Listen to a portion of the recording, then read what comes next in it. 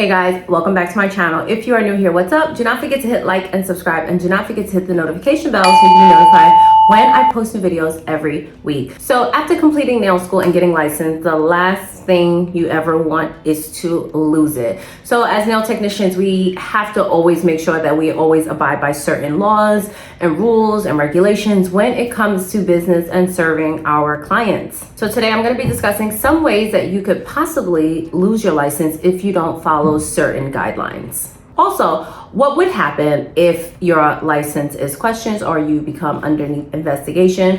What do you do? What are the steps that are going to happen after that process starts? And can you lose your license before you even get it? We're going to talk about all of that and more right now.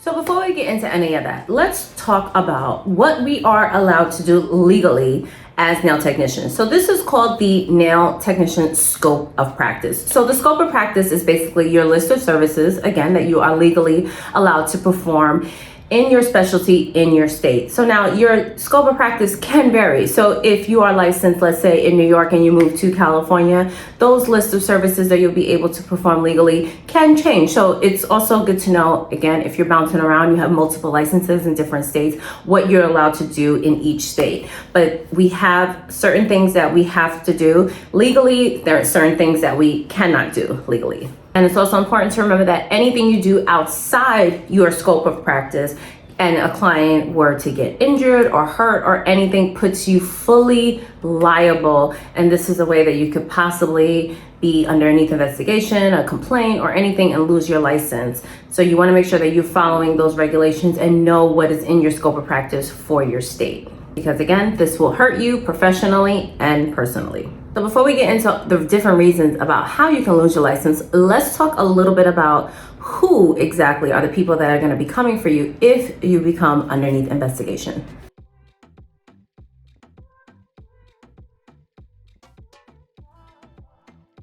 So let's talk about state agencies first. So state agencies exist to protect the health and the safety of us professionals and of the consumers who are going to be receiving any type of nail and pedicure services in salons and spas. So this responsibility is going to be the licensing agencies, state boards, commissions, and the health department. These agencies are going to require that everybody working in a salon or spa are following the same specific procedures. And these are the people that are going to penalize you with warnings and probations and suspensions and taking away your license and fines.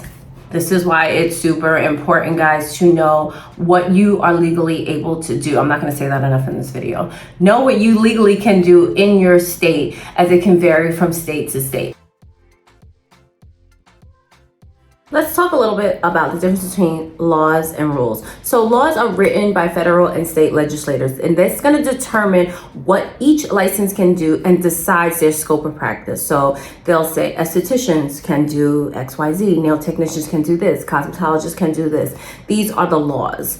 Also, it's going to establish the guidelines for regulatory agencies to make these rules.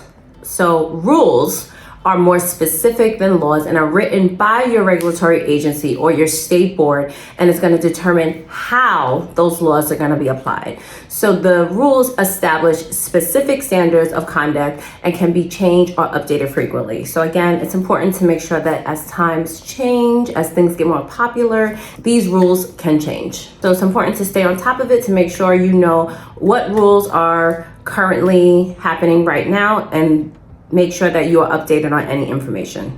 So what could lead you to lose your license? So there's a number of reasons that you can lose your license, and then most are because you're going to be violating some type of state rules, laws, codes of ethics, or all the above. So let's go over some common things that may cause you to possibly lose your license or be penalized. So the first thing that could lead to you possibly losing your license is going to be your sanitation violations. This is not following the right sanitation protocol, and that can lead to clients getting infected. This is a very, very important thing to make sure that we are properly following our cleaning, then disinfection process. These are the most common violations that result in disciplinary actions. It's also very important to make sure that we are cleaning our stuff with antibacterial soap and then disinfecting it with a EPA registered disinfectant. Guys, if it's not EPA, then we cannot use it. Some of you might know this term, some of you might not. What does EPA exactly mean? EPA is the Environmental Protection Agency. So this is the agency that's going to register disinfectants and let us know that it's approved to use in a salon setting. So make sure you're following your manufacturer's guidelines when using any EPA registered disinfectant, so you can know how long you should be disinfecting your tools and equipment. Again, most of us use barbicide. That is the common one that we use, but there are others out there. So don't assume if I buy a different EPA registered disinfectant that it's going to be the 10 minutes. Barbicide says 10 minutes, but somebody else might say 8 minutes. They might say 15 minutes. So make sure you read and follow how you should be disinfecting. Should we dilute it? What is the ratio? Because again, if we aren't using it right, then it's not doing its job and it's pointless. So then when it comes down to it, and if something were to happen, they say, were you disinfecting your implements? And you say, yeah, but come to find out you weren't doing it long enough or you weren't doing it the right way, it still falls on you. Another way that you can possibly be in trouble is if you own a salon or a spa and you have unlicensed employees working at your place. You can actually be in trouble with your own license, your business license, if your employees are not licensed technicians. If you are someone that owns something, or you have, I know in New York State, we have like a nail trainee program. There's different apprentice programs. But again, all that stuff is actually registered with the state. You're not just bringing somebody on and letting them know you're going to be my apprentice. You can work underneath my license, because that is a thing that we are allowed to do in this state. But again, there's certain protocol you have to follow. You have to let the state know I'm hiring this person. They're going to be working underneath my license. There's certain criteria that needs to be followed, forms and all that good stuff. So you need to make sure you can't just hire somebody and make them your apprentice and then just tell them that they're going to get licensed. I've heard many stories from students about people out there saying, give me $3,000 and I can get you a license. Not just like a fake license, but like work in my shop and I can license you and this and that. Do not fall for it, guys. I mean, you want to just do your research and make sure that it is registered with the state, or else at the end of the day, this person just got money from you and you're not going to get anything. And then you still got to pay for school, which you could have used that money to just go to school in the first place. So you want to make sure that you're following the right things and don't get hustled so much, because there's a lot of fake hustling going on out there in this beauty industry. Another thing is negligence or incompetence. So this is performing any duties in a way that can cause harm to your client. So for example, doing anything outside of our scope of practice. We just talked about our scope of practice and what we're legally allowed to do. So things also like removing a callus and cutting cuticles. Did you know that? That is illegal. We're not supposed to do that. If I cut someone's cuticle, which is really their eponychium, the living tissue, and now she gets infection on her finger, and now her finger needs surgery, and then it fell off. Who's in trouble? Me. Because I am not supposed to be cutting living tissue. This is actually considered a medical procedure and is outside our scope of practice. If you are performing pedicures, we don't remove callus, we soften the callus. We are not allowed to actually use any type of blade or what's that other thing? We call it a cheese grater in the streets, but it's flat. You know what I'm talking about. We use that. That actually is cutting away. It's not filing or softening. It's cutting away. And these are medical procedures that need to be performed by somebody else that is outside of our scope of practice. If you are somebody that's watching this and you do pedicures, I would highly recommend looking into an MMT or an ANT certification, because then you'll be able to give them the beauty with the nail technician license, but perform these medical procedures as a pedicurist. So that's something you want to look into and make sure that you aren't doing as well.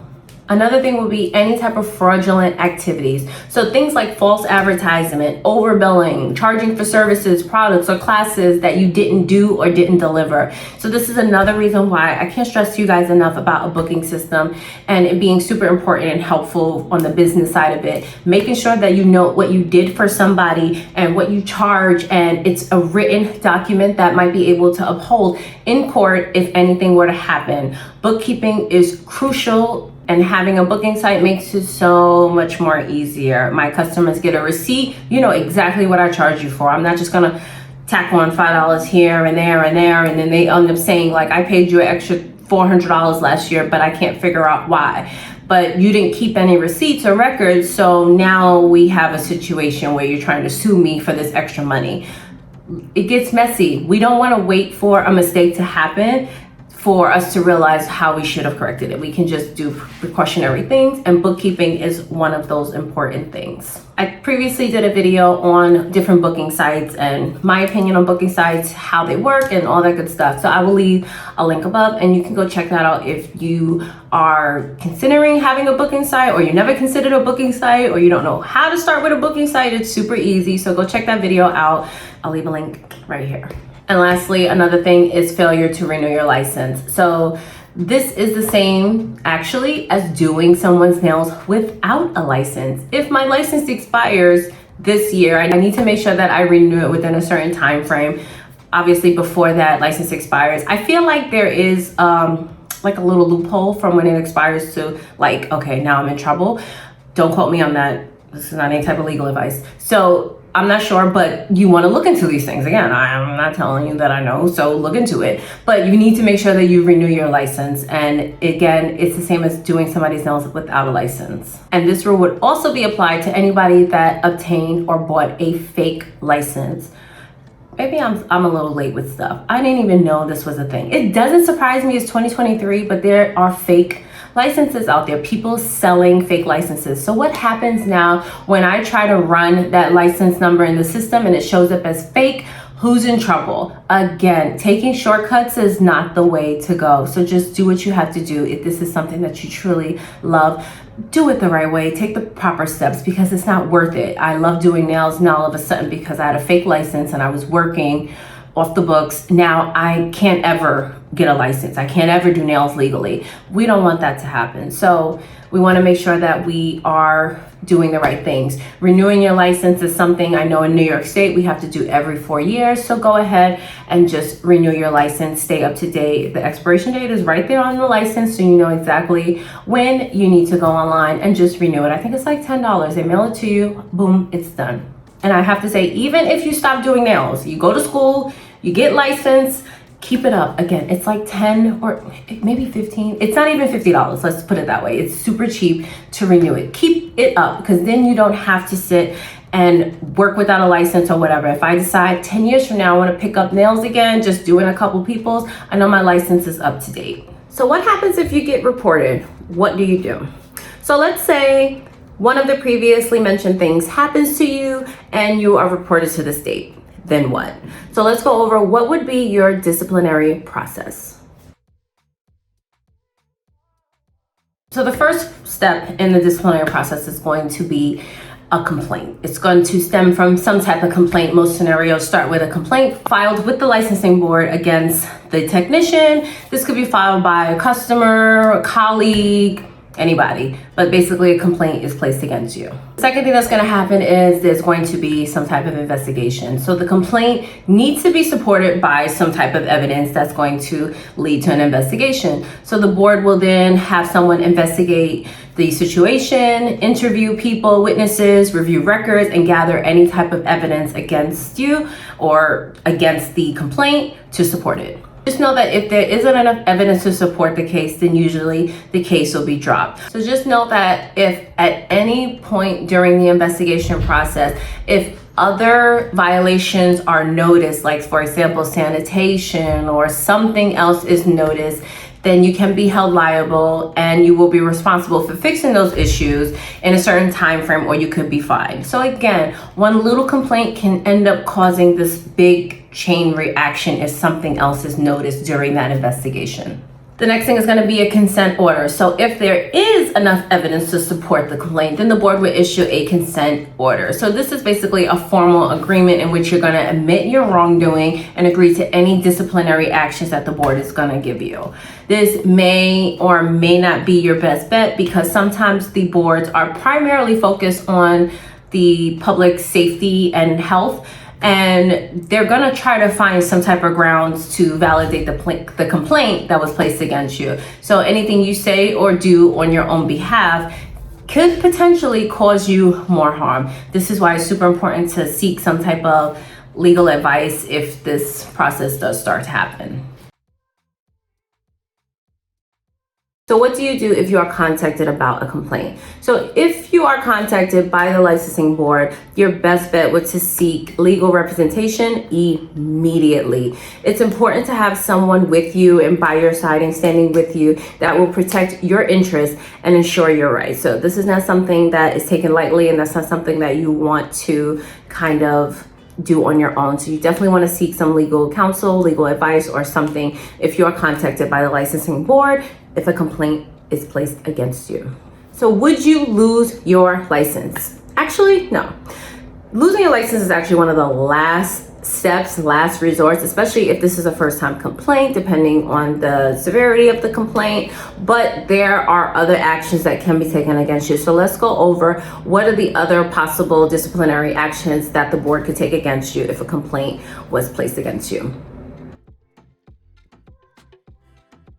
So a couple things that could happen before you lose your license. Again, that could be last resort, but the first thing is going to be possibly any type of temporary suspension. So your license will be suspended until you satisfy certain criteria that the board sets.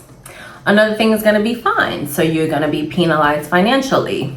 Another thing is going to be probations or license restrictions. So this means that you won't be able to do or provide certain things or services to the public or to your clients. Another thing will be conditional agreement. So the board is going to let you keep your license if you agree to certain recommendations from them. Also, guys, it's very important to know that anything that happens, regardless of if you lose your license, it's fine, you're suspended, or anything that I've previously mentioned happens, it's going to become a matter of public record, and it can have a negative effect and impact on your future employers if you want to have a job as a nail tech, any companies that you possibly want to work with in the future, and it's going to obviously discourage any potential future clients. So you want to just be mindful of it. You might not lose your license at the end of the day, but just having a complaint placed against you. This is public record now if someone decides to look you up. And if you think people aren't looking up nail techs to see stuff, then you'd be so surprised if people are looking up on the internet to make sure that they're going to someone who's licensed, safe, and has no issues. Okay, guys, I hope this information was extremely helpful to you. It's just very important to understand the laws, the rules, know the process, know what we can and cannot do, staying in our scope of practice, practicing good disinfection, sanitation, educating ourselves, and staying up to date with all this information as nail technicians. We work a lot with our clients. We are liable if something goes wrong. We have to take it very seriously. And also having fake licenses and going through trying to speed up the process by doing other steps. It's just, honestly, guys, it's really not worth it in the end. You don't want to end up finding this job and you love it and you're good at it and you're making money and you're successful, to have it all taken away because you decided to maybe do a shortcut or you decided to skip a few steps that would potentially harm a client. If you guys have any other questions, please leave them down below. Don't forget to like and subscribe, and I will see you next time. Bye.